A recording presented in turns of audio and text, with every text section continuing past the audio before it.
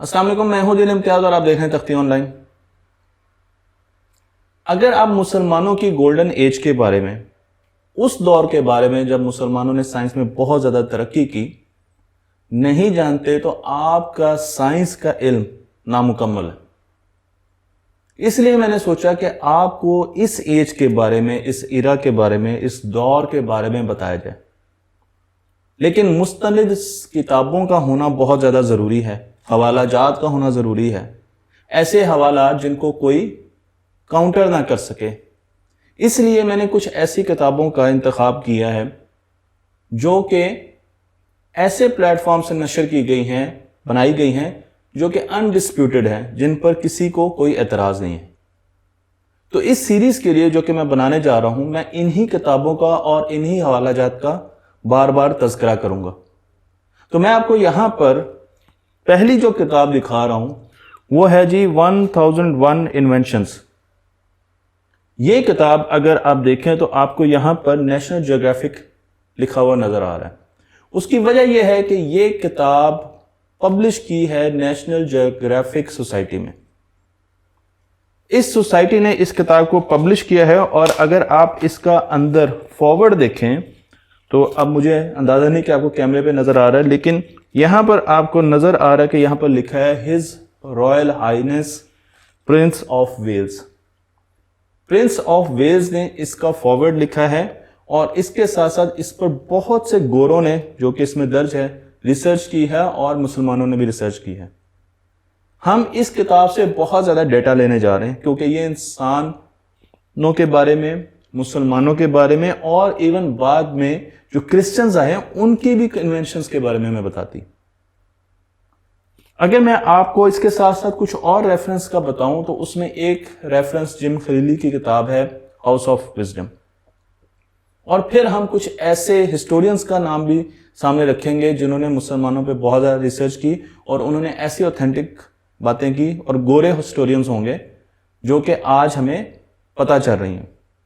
لیکن میں آپ کو ایک گلمپس دینے کے لیے، ایک چھوٹا سا ریالٹی چیک دینے کے لیے یہ بتاؤں کہ 1136 میں ایک انجینئر، اس وقت کے انجینئر، ڈگری تو نہیں تھی، الجزائری نے سب سے پہلے میکینیکل روبوٹ بنایا۔ اس روبوٹ کی میں آپ کو تصویریں بھی یہاں پر دکھا رہا ہوں، 1136 میں، جو کہ لوگوں کو مشروب پیش کرتا تھا۔ تو ہم یہاں سے ذکر کرتے ہیں اور شروعات کرتے ہیں اس دور کی جس میں بہت زیادہ ترقی ہوئی۔ لیکن اس ویڈیو میں ہم یہ دیکھیں گے کہ آخر وہ کون سے سٹیپس تھے جس کی وجہ سے اس ترقی کی شروعات ہوئی۔ ہم جانتے ہیں کہ مسلمانوں کا دور خلافت کے بعد جو ایرا ہے، جسے 632 سے لے کر 1796 تک کا ایرا جسے ہم ڈسکس کریں گے، اسے گولڈن ایج کہا جاتا ہے۔ کچھ لوگوں کا خیال ہوگا کہ گولڈن ایج 12ویں صدی 13ویں صدی تک تھی، اس پر ہم بحث کر سکتے ہیں۔ لیکن یہ وہ ٹائم تھا، یہ عرصہ وہ ٹائم تھا جب رومنز کو شکست ہو رہی تھی، رومن امپائر آہستہ آہستہ ختم ہو رہی تھی، اور ویسٹرن لوگ ڈارک ایجز میں جا رہے تھے، اور اس وقت مسلمان دنیا میں ابھر کے آئے اور انہوں نے سائنس میں بہت زیادہ ترقی کی۔ یہ ٹائم شروع ہوتا ہے خلفائے راشدین سے، یعنی پہلے تو حضرت محمد صلی اللہ علیہ وسلم سے شروع ہوا خلفائے راشدین، لیکن اس کے بعد جو ترقی نے شروعات کی، سائنس کی ترقی نے شروعات کی، وہ امید اور عباسی، دو ایسی خلافتیں آئی تھیں جن میں مسلمانوں نے بہت زیادہ ترقی کی سائنس میں۔ پھر ہمارے پاس فاطمیز آئے، آٹومنز آئے، اور اگر ہم جنوبی ایشیا کی بات کریں تو یہاں پر مغلز آئے۔ میں آپ کو جو میپ دکھا رہا ہوں اس میں آپ دیکھ سکتے ہیں کہ حضرت محمد صلی اللہ علیہ وسلم کے زمانے میں جو جگہ فتح ہوئی یا جن پر مسلمانوں کی حکومت تھی، وہ آپ کو یہاں پر گہرے لال رنگ سے نظر آ رہی ہیں۔ اس کے بعد جب امید آئے تو انہوں نے آہستہ آہستہ اور علاقے کیپچر کیے، اور پھر جب عباسیز آئے تو انہوں نے اور زیادہ علاقے کیپچر کیے، اور اس کے بعد پاکستان کا کچھ حصہ آپ کو اس میں نظر آ رہا ہے۔ مغلز نے، جب مغلز آئے تو ان کے پاس تو انڈیا کے بھی کافی زیادہ حصے تھے، تو یہ سارا کا سارا علاقہ جو اوپر سے رشیا میں جاتا ہے، ایک طرف سے اسپین میں جاتا ہے، افریقی ممالک ہیں، اور ایشیا میں آتا ہے، یہ سارا کا سارا علاقہ مسلمانوں کے زیر تسلط تھا۔ ایک اور ریالٹی چیک دیتا ہوں کہ 644 میں پرشیا میں پہلی ونڈ مل بنائی گئی۔ میں آپ کو اس ونڈ مل کی تصویر دکھا رہا ہوں، تو اس وقت بھی ہم ہوا سے پاور لینے کو حاصل کرنے کو جانتے تھے. تو یہ بہت سی چیزیں تھی، ٹیکنالوجی تھی جو مسلمانوں نے بنائی اور ہم اس پوری ویڈیو میں ڈسکس کرنے جا رہے ہیں. لیکن اب بات کرتے ہیں ان سٹیپس کی جس کی وجہ سے یہ ساری کی ساری ترقی پاسبل ہوئی. تو میں آپ کو لے کے چلتا ہوں امید خلافت کی سیریز میں، اور اس میں 5ویں خلیفہ کی طرف جن کا نام ہے عبد الملک ابن مروان. یہ وہ خلیفہ تھے جنہوں نے سب سے پہلے اس چیز کی ضرورت محسوس کی کہ مسلمانوں کا علاقہ تو بہت بڑھتا جا رہا ہے، لیکن اس میں رنگ رنگ کی زبانیں بولی جاتی ہیں، مختلف قسم کی زبانیں بولی جاتی ہیں، اور آپس میں کمیونیکیٹ کرنے کے لیے ہمیں ایک سینٹرلائز زبان کی ضرورت ہے. اور انہوں نے عربک کو سینٹرلائز زبان کا درجہ دیا. کیوں؟ کیونکہ عربک ہر مسلمان جانتا تھا، قرآن مجید عربک میں لکھا ہوا ہے، اس لیے ہر مسلمان جانتا تھا، اس کو پڑھنا تو آتا تھا. تو انہوں نے جو اجمی لوگ تھے جو عربی پڑھنا یا سمجھنا اس طریقے سے نہیں جانتے تھے، ان کے لیے اعراب کا کام شروع کروایا. تو اعراب سب سے پہلے ان کے دور میں لگائے گئے تاکہ اجمی وہ لوگ جو عربی نہیں پڑھ سکتے وہ بھی عربی کو پڑھ سکیں. تو ایک لینگویج، یعنی سائنس پڑھنے کے لیے ہمیں جو بیسک ستون اٹھائے اس میں جو بہت بڑا ستون تھا وہ یہ تھا کہ ایک لینگویج میں آپ کا سارا کا سارا جو نالج ہے وہ آنا چاہیے. رنگ برنگی لینگویجز نہیں ہونی چاہیے جو کہ آج ہمارے ملک میں. دوسری چیز، انہوں نے اکانومی پہ زور دیا. انہوں نے سوچا کہ ایک کرنسی ہونی چاہیے تاکہ ہم اکانومی میں، تجارت میں آگے بڑھیں.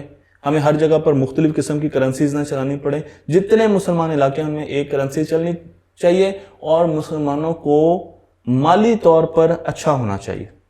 تو انہوں نے دینار کا اجرا کیا. آج بھی وہ دینار ہم دیکھ سکتے ہیں کئی ملکوں میں دینار کرنسی ہے. تو ایک کرنسی اور ایک لینگویج بہت بڑے اقدام تھے جس کی وجہ سے آگے سائنس کو بہت ترویج ملی.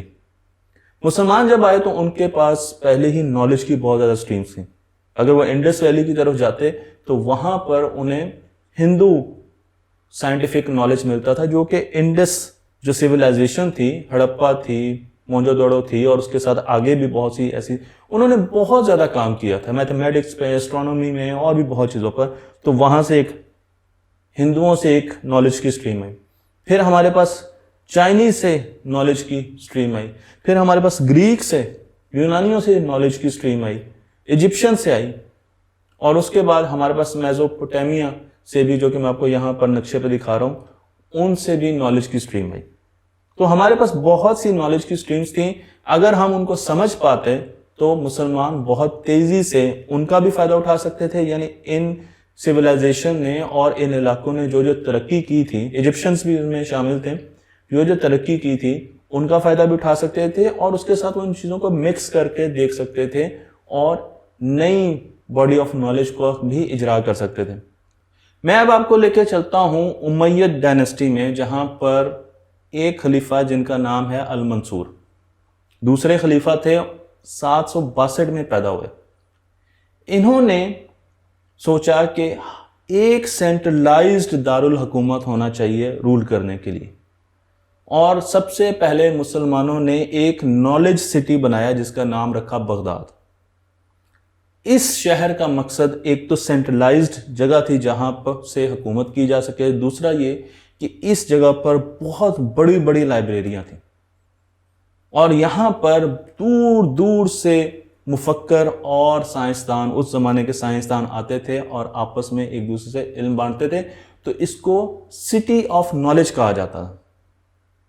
جب ہارون الرشید ہے، جن کا نام تاریخ میں بہت زیادہ مشہور ہے، تو انہوں نے اس علاقے میں جیوز کو، یعنی یہودیوں کو، کرسچنز کو، مسلمانوں کو، پارسیوں کو، جو بھی سائنس میں ایبلٹی رکھتا تھا، کام رکھتا تھا، اس کو مدعو کیا.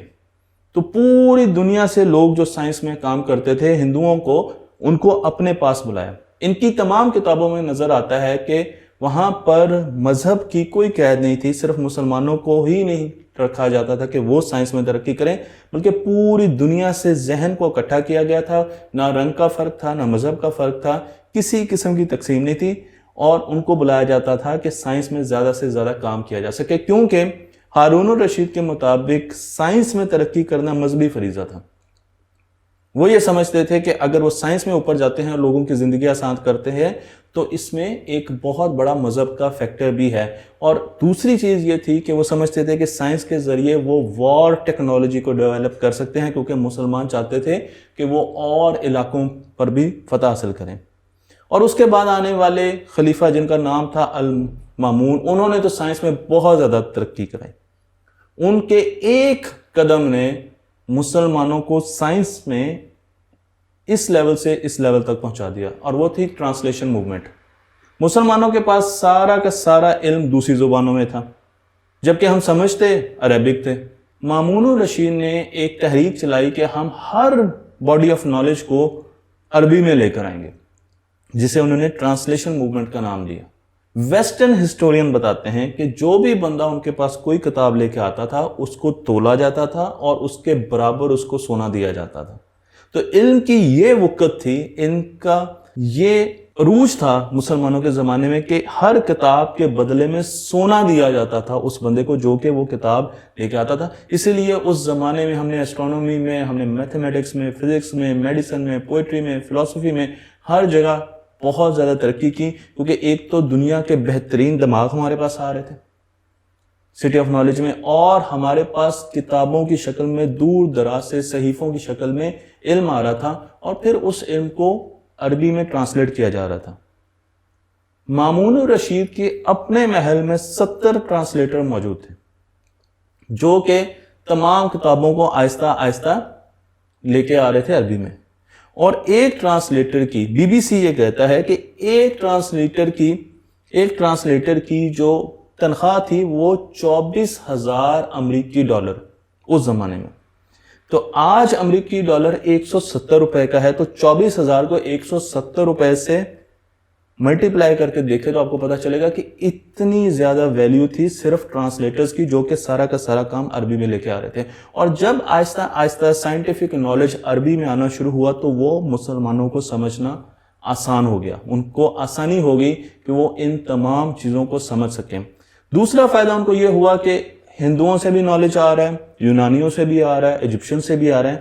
تو اب ان سب نالج کو اکٹھا کرنا، ان کو آپس میں فیوز کرنا، مکس کرنا، نئی چیزیں بنانا، یہ ان کے لیے بہت زیادہ آسان ہو گیا تھا. ایک اور چیز جو اہم ہے وہ یہ ہے کہ مسلمانوں کو ریلیجن سے، مذہب سے بھی بہت زیادہ انسپریشن ملتی تھی. یہ بات یاد رکھیں کہ میں یہاں پر اس بات کا تذکرہ نہیں کر رہا کہ مذہب سے جڑی ہوئی چیزوں کو سائنٹیفکلی پروو کرنے کی کوشش کی جاتی تھی، وہ کی جاتی تھی اس زمانے میں، لیکن میں اس چیز کی بات نہیں کر رہا، بلکہ میں یہ کہہ رہا ہوں کہ کیونکہ مذہب میں کہا گیا ہے، ہمارے دین میں ہے کہ ہر بیماری کا علاج ہے، شفا ہے. تو مسلمان یہ سمجھتے تھے کہ طب میں ترقی کرنا بہت ضروری ہے اور آسان بھی ہے، کیونکہ ہر بیماری کا علاج تو ہے. اس لیے مسلمانوں نے طب میں بہت زیادہ ترقی کی. تو شروعات میں جو مسلمانوں نے کام شروع کیا وہ ان بیسس پر کیا، اور آہستہ آہستہ وہ اس سے آگے. تو انسپریشن ان کو مذہب سے بھی ملتی تھی، باقی سویلائزیشن کو انسپریشن اور چیزوں سے ملتی ہے، لیکن مسلمانوں کے دور میں یہ ایک بہت بڑی انسپریشن تھی. پھر ایک انسپریشن اس طریقے سے بھی آتی تھی کہ ہمیں کائنات کو دیکھنے اور اس پر غور و خوض کا حکم دیا گیا.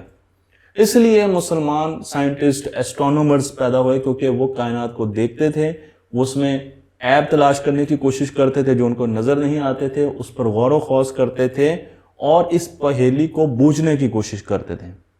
تو یہ وہ کچھ سٹیپس ہیں جس کی وجہ سے ہمارے اس عروج کی شروعات ہوئی. لیکن اس سیریز کے اینڈ پہ میں آپ کو یہ بھی بتاؤں گا کہ ہمارے زوال کی وجوہات کیا تھیں اور کیسے کیسے ہم زوال پذیر ہوتے گئے. اس پوری سیریز میں ہم مسلمانوں کی مختلف انوینشنز اور امپروومنٹس کو ڈسکس کریں گے جو کہ انہوں نے پچھلی ٹیکنالوجیز میں کی. تو مجھے امید ہے کہ آپ کو یہ ویڈیو پسند آئی ہوگی. تختی آن لائن کو لائک کیجئے، شیئر کیجئے اور اس علم کو دوسروں تک پہنچا دیجئے.